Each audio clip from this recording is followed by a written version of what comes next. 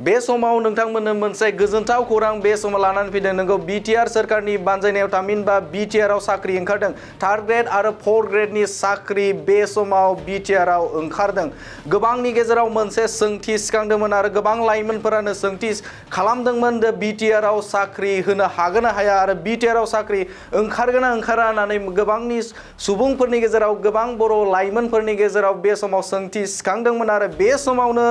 BTR आव साख्रि ओंखारदों 3rd ग्रेड आरो 4th ग्रेडनि थाखाय बे समाव BTR आव साख्रि ओंखारदों आरो बे साख्रि थिसनथायनि थाखाय नोंथाङा एप्लाइ खालामनो हागोन बे समाव दिनैनिफ्रायनो जागायना फैगौ 25 एप्रिलनि गेजेराव नोंथाङा स्टेन्डार्ड फर्माव नोंथांनि बाय'डाटा नोंथांनि जिखिनि क्वालिफिकेशन बेखौ नोंथाङा फिलआप खालामनानै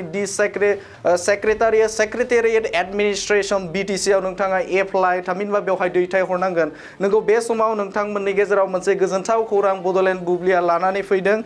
बेनो जाहैबाय नोंथांमोननि गेजेराव BTR सोरखारा बे समाव 3rd ग्रेड आरो 4th ग्रेड 3rd ग्रेड आरो 4th ग्रेडनि थाखाय थिसनथाय बे समाव लानानै फैदों फैगौ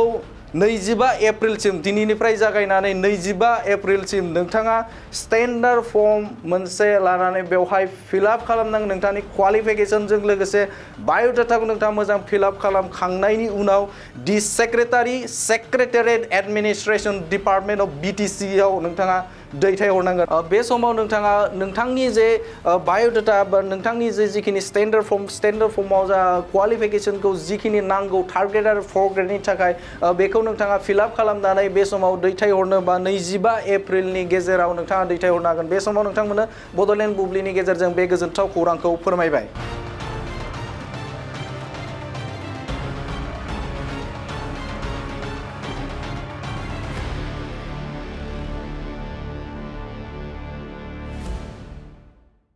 नैरोजा 23-24 सोलोंथाइ बोसोरनि थाखाय गोदान मुं थिसननाय लानानै फैदों बड'लेण्ड एकाडेमि सिनियर सेकेन्डारि फरायसालिया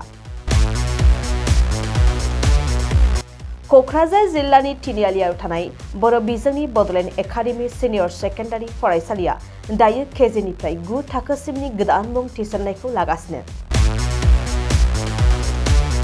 बड'लेण्ड एकाडेमि सिनियर सेकेन्डारि फरायसालियाव गुनगोनां सोलोंथाइ होनायजों लोगोसेयैनो नोंथांमोना बे फरायसालियाव थानाय जानायनि हस्टेल खाबुखौ मोननो हागोन बेजों लोगोसेयैनो बे फरायसालियाव एक्सट्रा टिउसन आरो इंलिश स्पिकिं कर्सखौबो फरायसाफोरनो होनाय जायो गोसो गोनां फरायसाफोरा मुं थिसननायखौ बाङाय बेसेनावनो मोननो हागोन